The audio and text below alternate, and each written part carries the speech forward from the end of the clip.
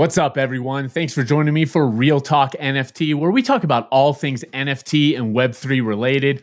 As you know, I'm your host, Brian. You know, my amazing co-host, Joe. And we have an awesome guest here today. It's Ben Cohen, the CEO of Killabears. Killabears is an outstanding Web3 project doing tons of things in the physical and the digital world. Really happy to have Ben on. Ben, thanks for joining us today. Thanks for having me, Brian. Excited for it. Hey, yeah, me too. I didn't want to cut you off there right at the beginning, but I know we've talked in the past. I've always been a fan of the Killabears. I know like the history of the project, it being like a free mint was always really cool. But before we dive into the project and Killaverse, do you mind telling us a little bit about your background, how you got started in Web3? For sure. It's actually funnier now because I had a huge allergy to crypto because I was very early with Bitcoin 2013 and I waited a while. It actually wasn't that long, but I waited till some point in 2014 and dumped all of it. And from then on, I was very anti, especially like as the news cycles heated up with all the two bulls that happened. And when the opportunity came through our video game company to pivot the studio towards Web3, I thought, well, this is interesting because my trading career with crypto, like Top Shot, I bought the top. I was, the ultimate exit liquidity for everybody, like literally the absolute top. But when the opportunity came to operate in Web3, I took it because operating is what I do. And yeah, prior to gaming, there's a big social media background, a big app development background, some e-com, some SaaS, but all internet focused. The whole entrepreneurial journey of whatever 13-ish years so far. So really like it here. It's been almost 2 years. In about a month will be 2 years since Mint. So it's been a while now. I feel I got my first gray hairs and things have changed physically. So I know I've definitely earned my Web3 stripes and excited now. Things are heating up in the market and just grateful to be here this time. Tell us a little background about the inspiration behind Killabears. What made you even start with, these horrifying but lovable looking bears? So our video game company was comprised of three partners, myself, Mikkel, and Bean. It's a classic partnership. Business guy, the creative guy, Mikkel, and Bean, the CTO. And they also, 20 years video game makers. And when we started to look at Web3, there was a missing piece. You needed that illustrator with like the vision for not necessarily the brand, but kind of the story. And Mikkel had come across Mimo, who's our illustrator, on Instagram 6 months before he even kind of brought it up. And he said, I really like your style, but we need to adapt it. He was a stock artist. He was drawing illustrations for like iStock, Shutterstock, those type of websites. And they were kind of working together to adapt his style so that it could be generative and to see how he would be as a partner also. And, of all of the characters Mimo was drawing, these scary bears were the best sellers. So like that was kind of proof that the market liked these. And we kind of, evolved it from there. And, we basically ultimately felt like Mimo was like the fourth partner that we always needed and that this would be the right playground for us because we had a lot of skills that developers in Web3 didn't. We had a lot of proficiency with making software, a lot of proficiency with audience development, storytelling through Mimo, and, we kind of cobbled it all together and it's been a hell of a journey.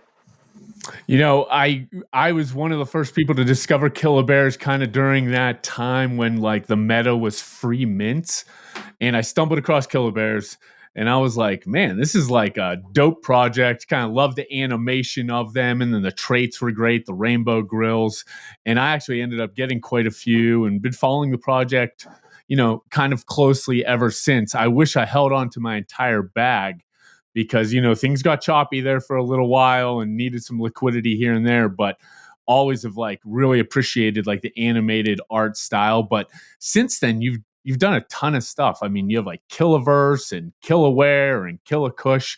Would you mind kind of telling us a little bit about Killaverse? And for sure. So we don't see ourselves as an NFT project. I think it's an important distinction. I think when you look at the NFT landscape, and now that like it's been like the dust has settled, and like the mania has kind of calmed down from a couple of years. It's been a rough market. So like builders that came here just to make a quick buck, eventually they were exposed, and the project suffered. But I think that the brands, and there's a bunch, where the builders market up, market down, don't care, are just pushing forward with whatever vision they had, if they had a vision at all.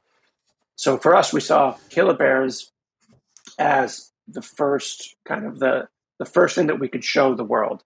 You know, in the same way that Angry Birds launched as an iPad game in the early App Store. That was just their vision for a bigger brand, but the first kind of touch point to consumers was this unusual place of the iPad game. And then they went on to do it all. You know, you can find them on Netflix, you can find them in Target, they're everywhere. We saw a PFP collection as just kind of that first touch point to show the world that we had a point of view and a vision and a game plan.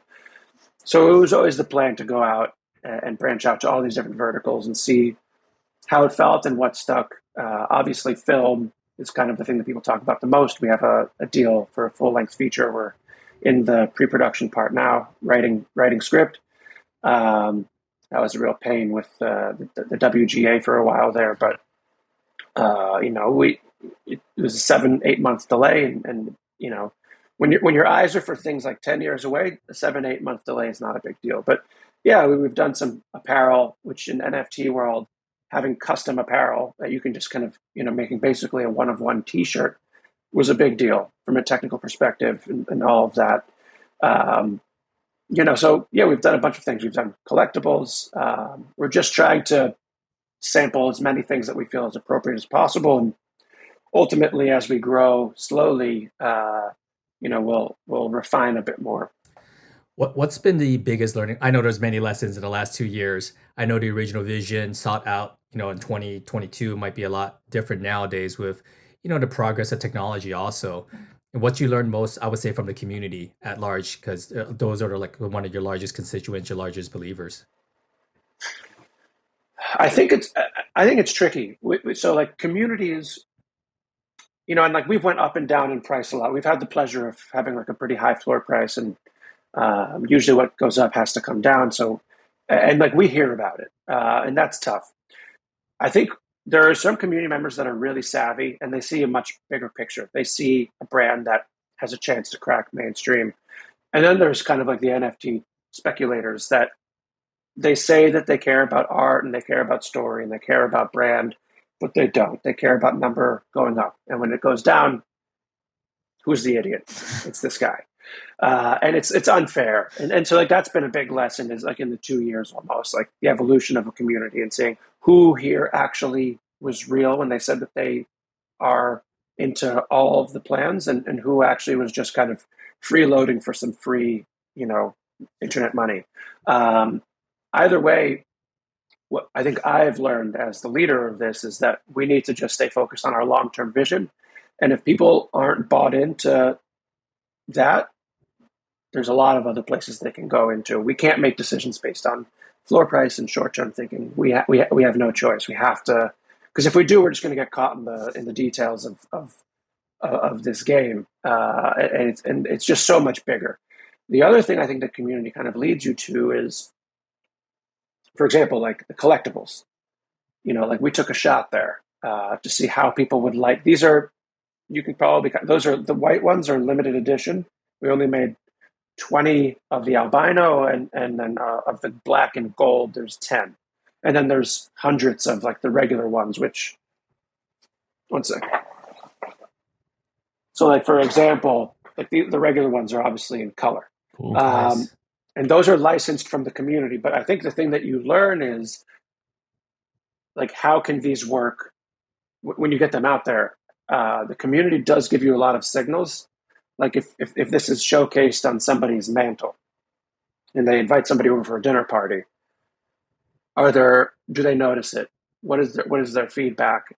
And that helps us actually inform how we think about certain things in both the digital and physical world.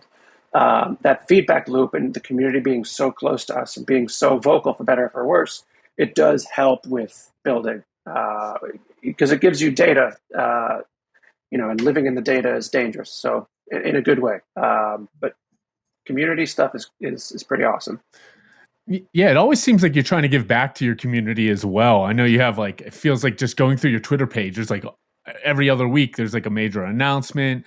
I even saw, I believe there was a token allocation from another token. Would you mind kind of touching base on that?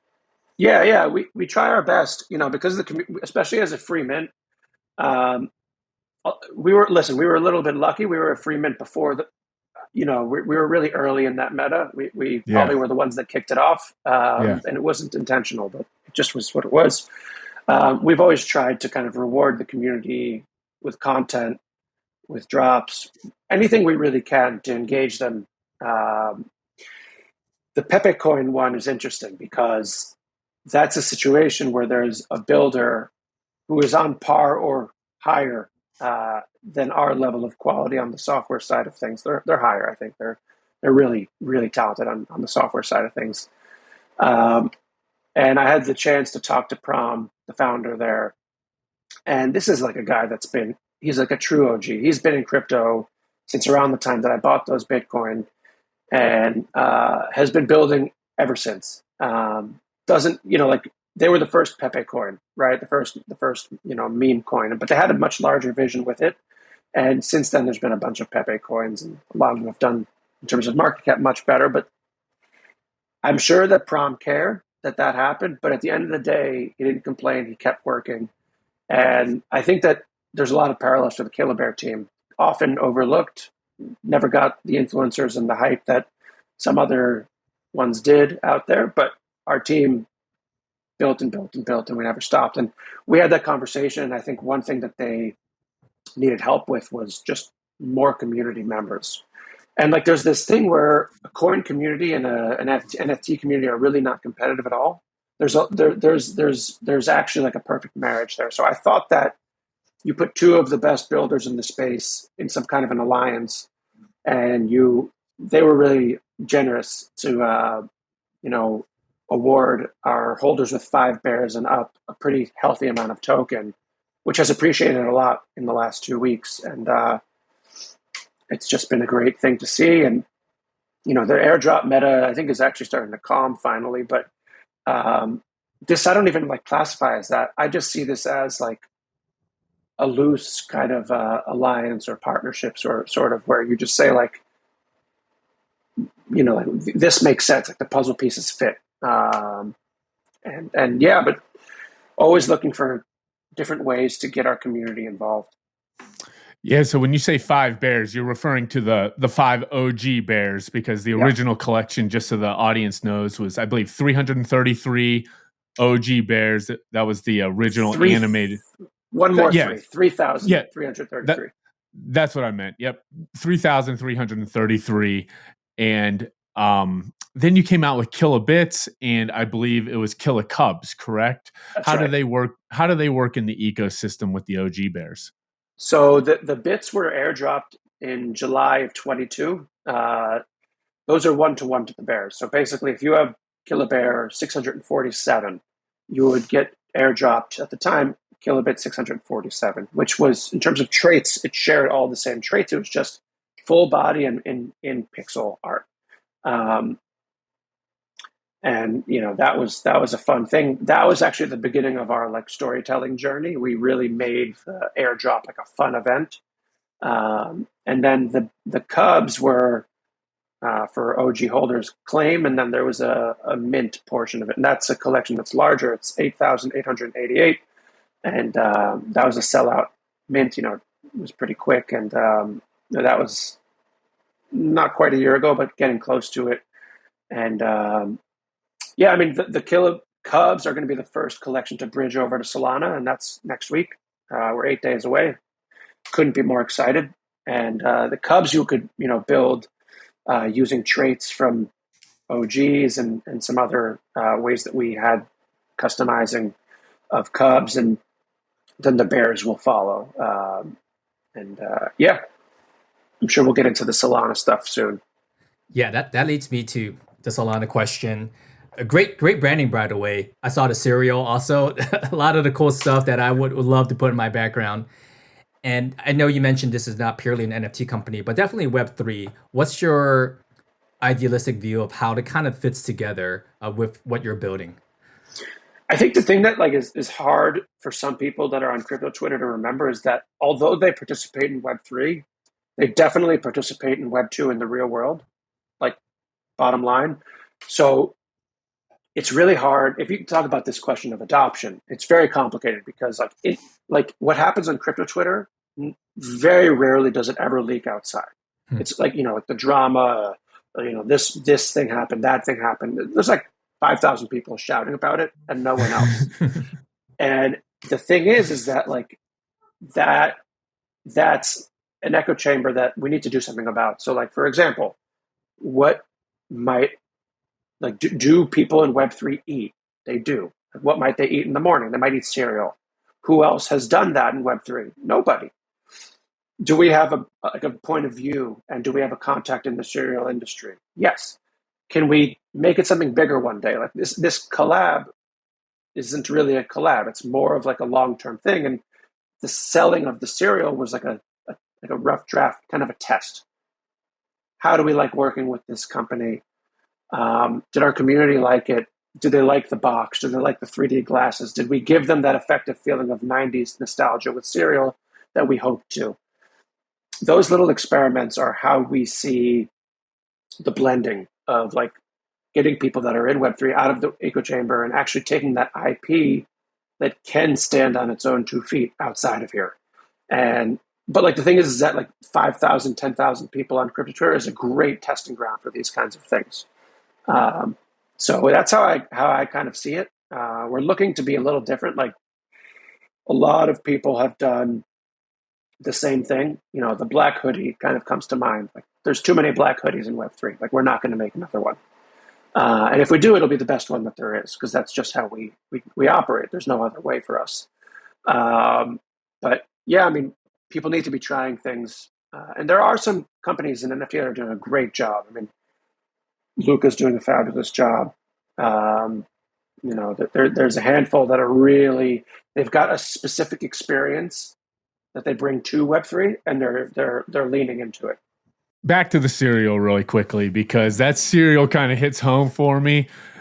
Are there golden tickets hidden within the cereal, like Willy Wonka style? There's 10. How many have been found and what do we win? None have been found yet. They're going to get shipped out next week. The prize pool is, I think you've got 3 or 4 OG bears, 3 or 4 cubs, and 3 or 4. And now I'm over 10, but bits. But yeah, they're the team swept them, threw them into a vault, and yeah, as people receive, we'll be sending them the NFTs. Are they? Is the cereal completely sold out, or can you still get your Sold chance out. for the? Damn, I don't Sold have any out. coming to me. No, I ordered. And my wife is going to find out about this. I did not tell her. I ordered like 150 boxes personally. Oh, we're into that.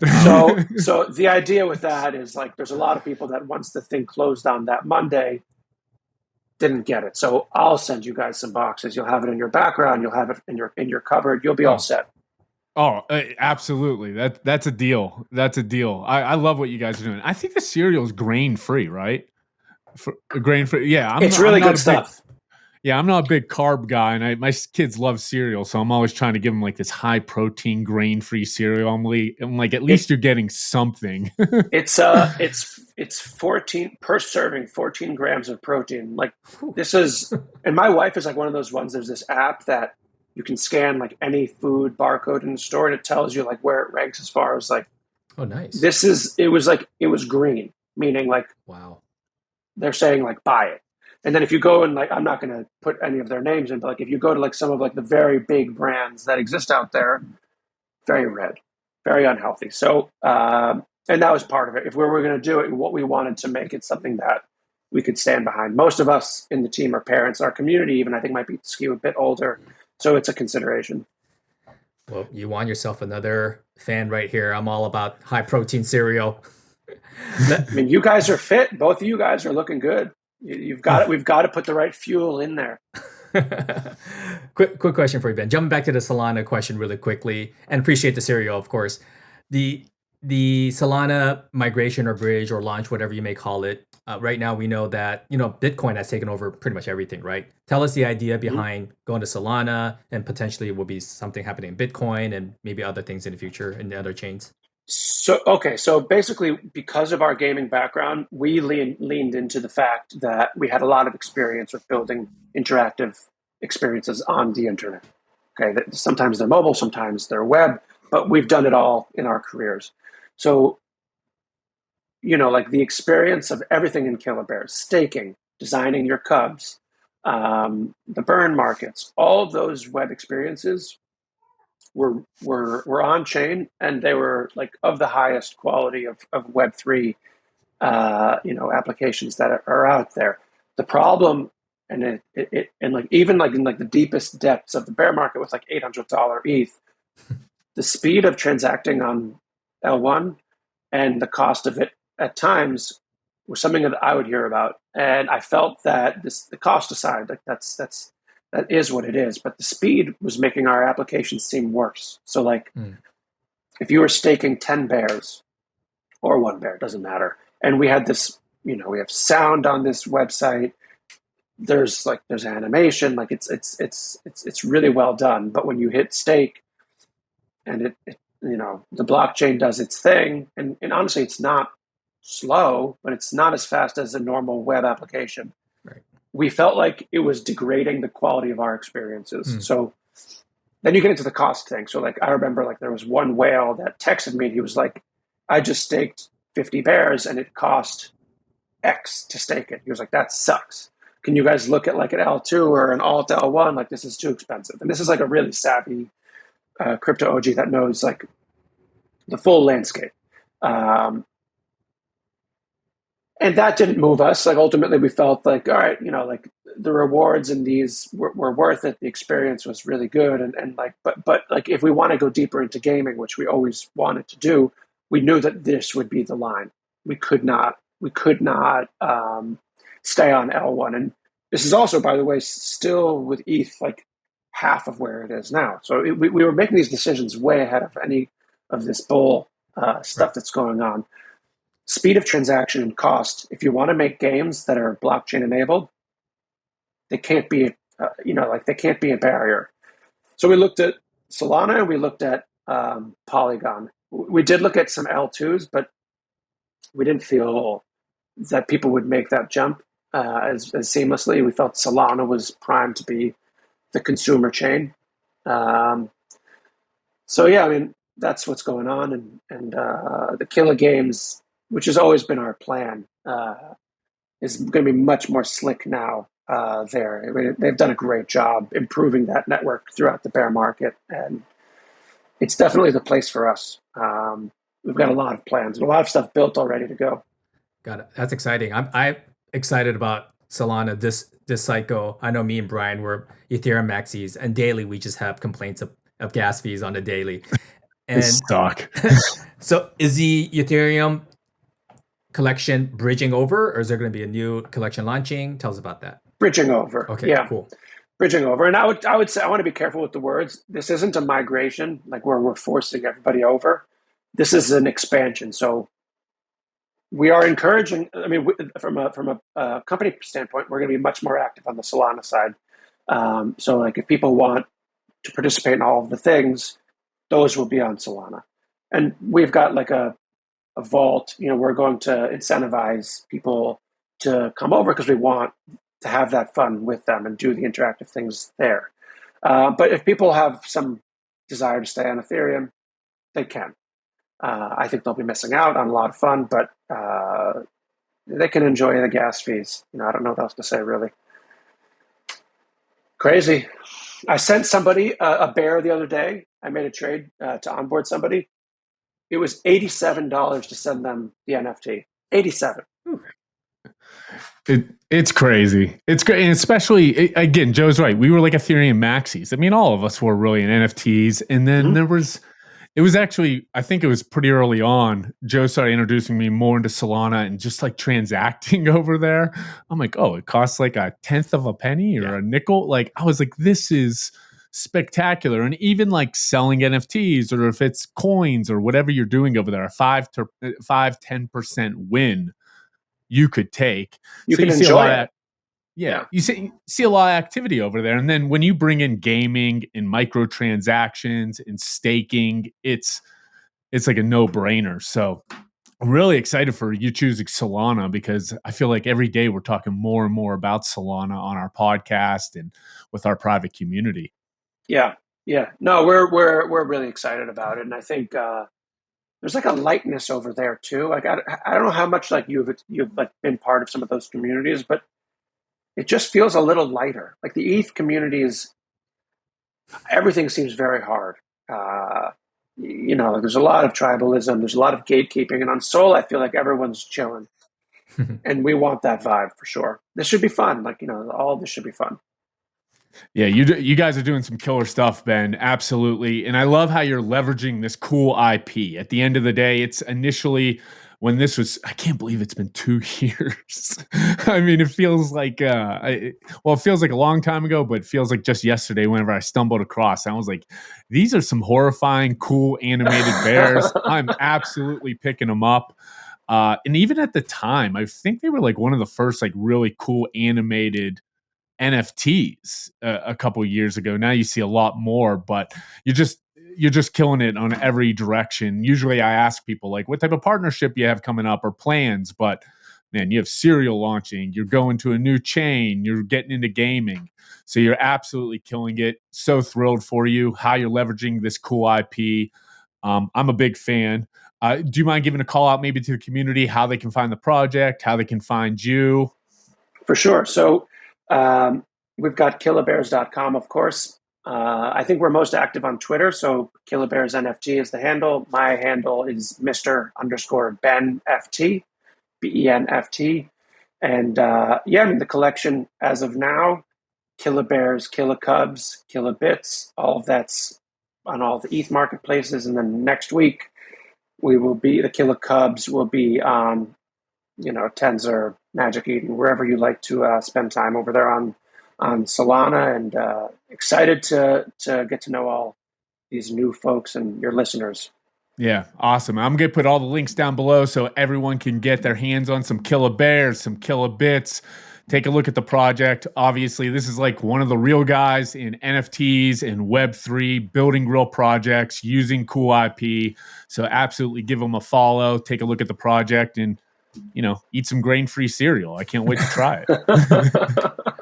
Awesome, guys. I'll be sending you some boxes of cereal so you can put them in your background, and it'll be all good. Thank you so much for having me, guys. I really appreciate it. Thanks, Ben. Thanks, Ben.